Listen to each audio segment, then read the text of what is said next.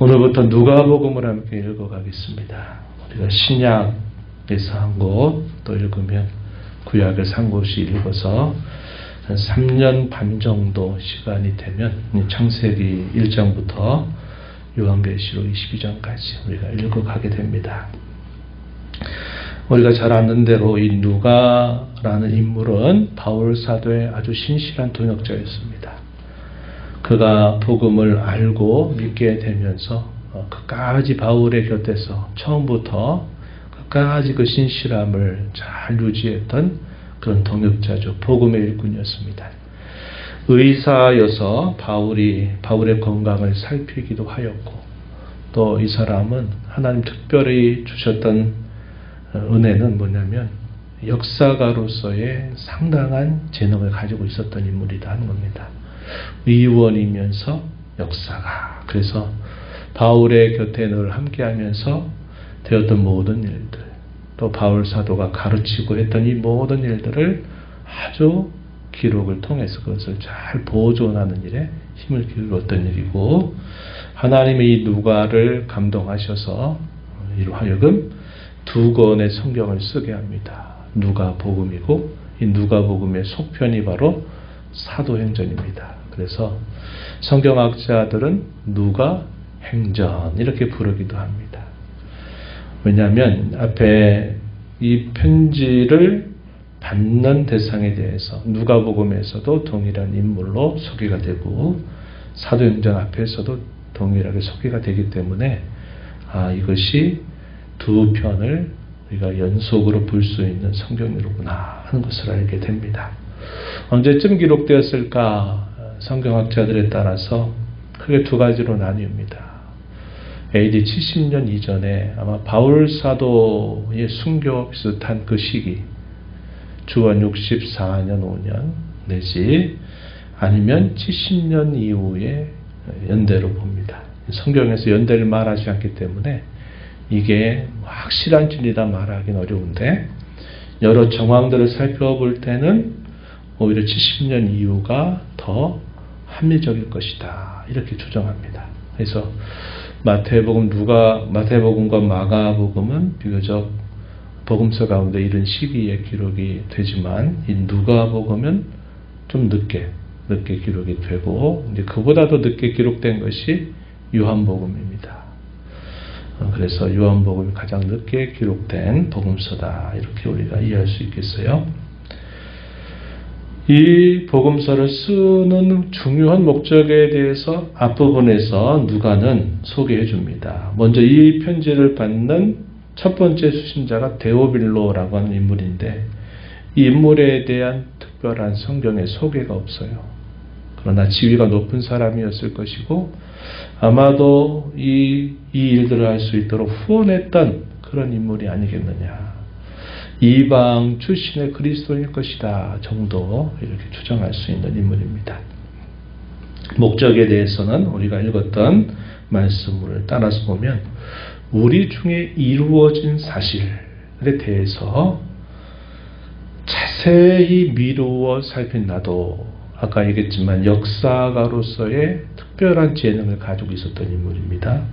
그래서 데오빌로가 가가 알고 있는 바를 더 확실하게 하려고 나도 이렇게 붓을 들었다 이렇게 표현을 했습니다.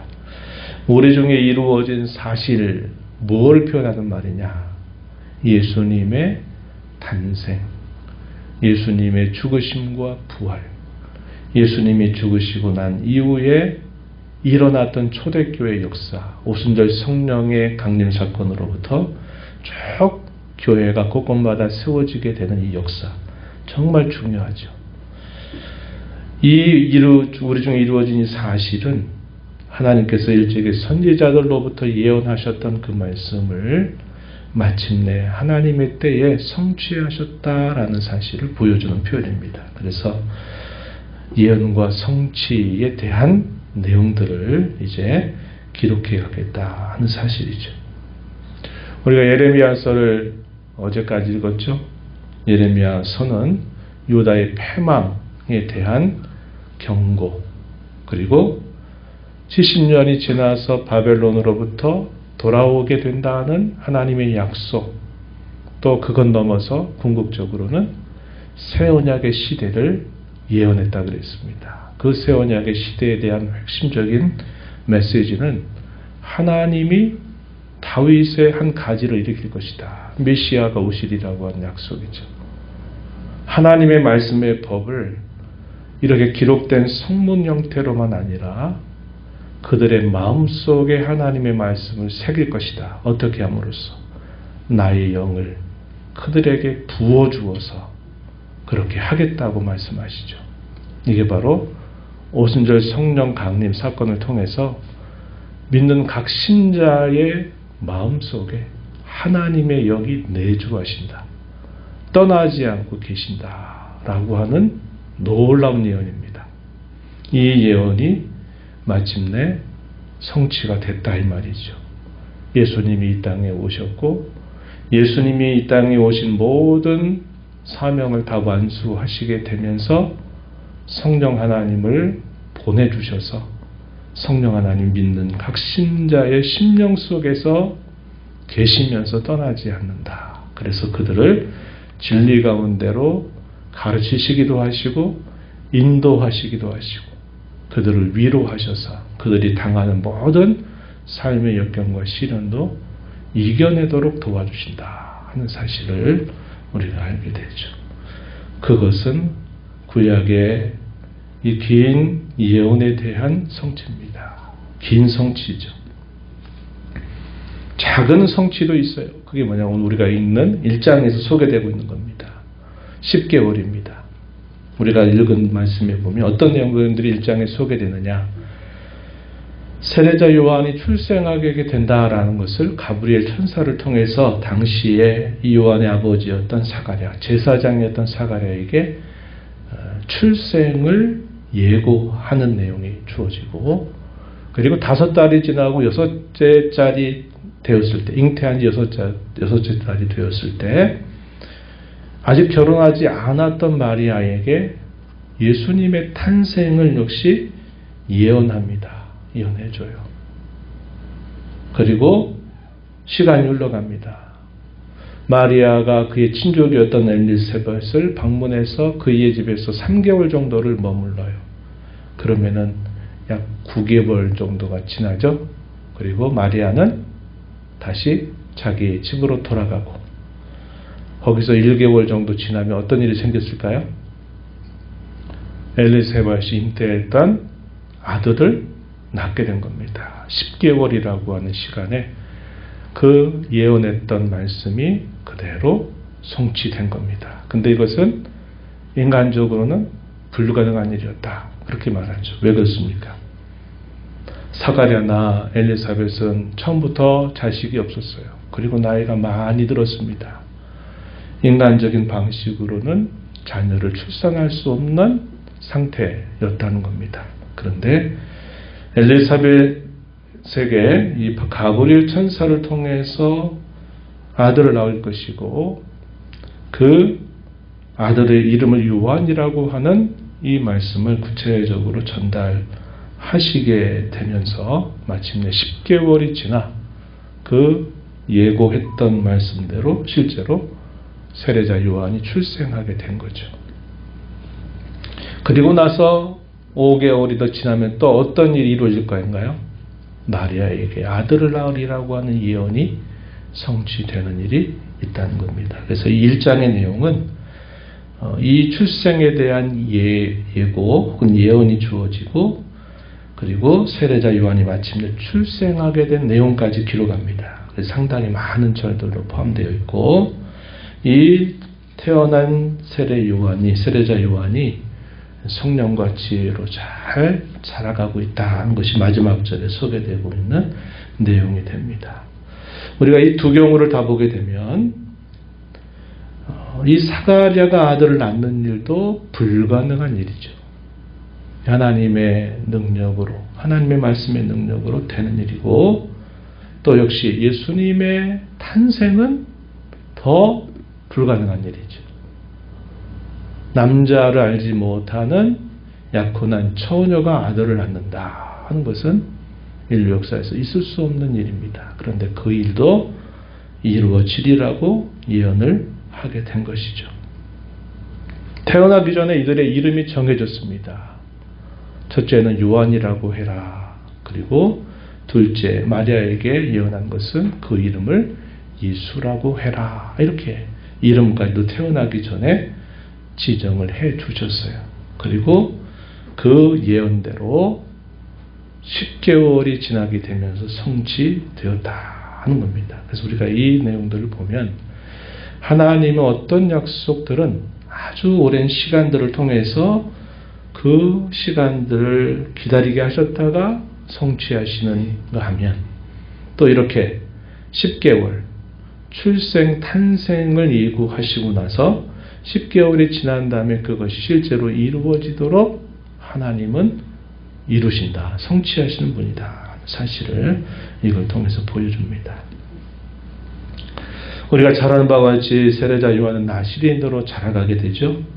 그리고 그가 하는 사명은 이스라엘 백성들을 하나님에게로 돌아오게 하는 일, 아버지의 마음을 그들에게 전하는 일 하는 겁니다. 이사야에서는 이 예언을 했죠. 광야에 외치는 자의 소리가 있을 것이다. 구약의 마지막 선지자였던 말라기도 이제 엘리야가 다시 오리라 할 때 이 세례 요한의 출생을 예고합니다. 그리고 400년이 지나서 마침내 세례자 요한이 출생하게 된 것이죠. 예수님은 어떤 분이십니까? 지극히 높으신 이 아들이다. 하나님의 아들이다. 그는 본성상 하나님 자신이다 하는 사실을 알려주고 그는 다윗의 왕위를 이어받아서 오실 분이다. 영원히 야곱의 집을 왕으로 다스릴 것이고 그 나라는 무궁할 것이다. 세상의 나라는 흥망성쇠를 거듭하다가 다 망하게 되지만 이제 하나님이 세우실 나라는 영원히 다음이 없는 그 무궁한 나라가 세워질 것이다 라고 예언했던 것처럼 그렇게 되리라고 이야기했습니다. 이러한 말씀을 통해서 이 말씀에 대한 반응을 우리가 보면 요한의 출생에 대하여 사가랴에게 가브리엘이 전했을 때 이 사가랴의 반응은 어떤 반응이었습니까? 어떻게 이런 일이 가능하겠습니까? 나도 아내도 더 이상 그럴 수 없는데요 라고 말합니다. 했더니 뭐라고 말해요? 좋다. 내가 이 아이를 낳을 때까지 10개월이 차도록 너는 그때까지 말 못할 것이다 라고 말씀하시죠. 그래서 이 제사를 집례했던 사가랴가 나올 때부터 말을 못합니다. 언제까지? 아들을 출생할 때까지. 아들이 출생할 때까지 말을 못해요. 마리아는 어떻게 이야기합니까? 나는 남자를 알지 못하는데요. 그랬더니 가브리엘이 말하죠. 지극히 높으신 이의 능력으로 너에게 하나님께서 그렇게 해주실 것이다 라고 말씀했을 때 마리아는 어떻게 응답했습니까? 말씀대로 이루어지이다 이렇게 응답합니다. 38절 우리가 읽었던 마지막 절이죠. 마리아가 이르되 주여 주의 여종이 오니 말씀대로 내게 이루어지이다 하매 천사가 떠났다 이렇게 말합니다. 엘리사벳을 방문했던 그러니까 엘리사벳을 방문했던 마리아를 본 이 엘리사벳이 이미 5달이 지났어요. 잉태한 지.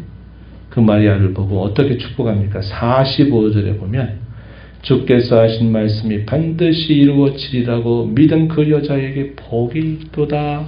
누굴 말합니까? 마리아를 말하죠.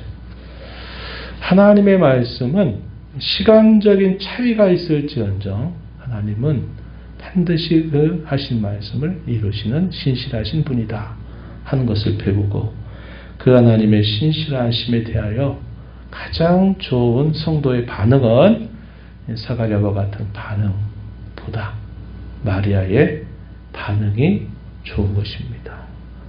불가능한 줄 알지만 하나님이 그렇게 하신다 하시니 말씀대로 이루어질 것입니다. 이렇게 응답하는 것이죠. 우리는 이제 다시 오실 주님의 그 약속을 기다리면서 오늘을 살고 있습니다. 하나님의 말씀은 분명히 이루어질 것입니다. 그럴 때까지 우리가 어떤 마음을 가지고 살아야 될까요? 사가랴의 본을 따르기보다는 누구의 본? 마리아의 본을 따르는 것입니다. 말씀하셨으니 말씀대로 될 것을 믿습니다. 이런 자세를 가지고서 인내하면서 믿음을 가지고 말씀에 순종하는 자로 살아가는 것이 오늘 저와 여러분에게 요구하시는 하나님의 뜻이다. 이것을 마음에 새기면서 오늘도 우리와 함께 하신 하나님의 말씀을 들은 자로 순종으로 응답하며 인내하며 믿음으로 살아가는 저와 여러분이 되기를 바랍니다. 하나님 아버지, 이 새벽 시간 저희들을 깨워주셔서 오늘도 새날 주신 아버지 앞에 저희를 인도하시고 또 저희에게 앞서 행하시며 주님의 말씀을 저희에게 들려주심을 감사합니다. 하나님께서 선지자들을 통해서 예언하셨던 말씀, 마침내 하나님의 약속의 때가 되자 그 약속을 이루어 가시는 하나님의 손길을 봅니다. 또 엘리사벳과 마리아에게 도무지 잉태할 수 없는 그런 상황 속에서도 하나님이 출생하겠다라고 말씀하신 대로 10개월이 차면서 마침내 출생하게 하시는 그런 일을 하나님이 보여주십니다. 하나님은 말씀하신 대로 이루시는 신실하신 하나님이신 줄 배웁니다. 그런 하나님의 약속의 말씀을 붙들고서 다시 오실 주님의 약속을 기다리며 믿음과 인내를 가지고 하나님이 저에게 주시는 말씀을 잘 순종하며 살아가는 복된 삶이 되게 하시길 바랍니다. 은혜의 보좌 앞에 나와서 아버지의 은혜를 구하는 모든 심령들의 간구를 기회를 주시고 응답해 주시기를 바라며 예수님 이름으로 기도하옵나이다.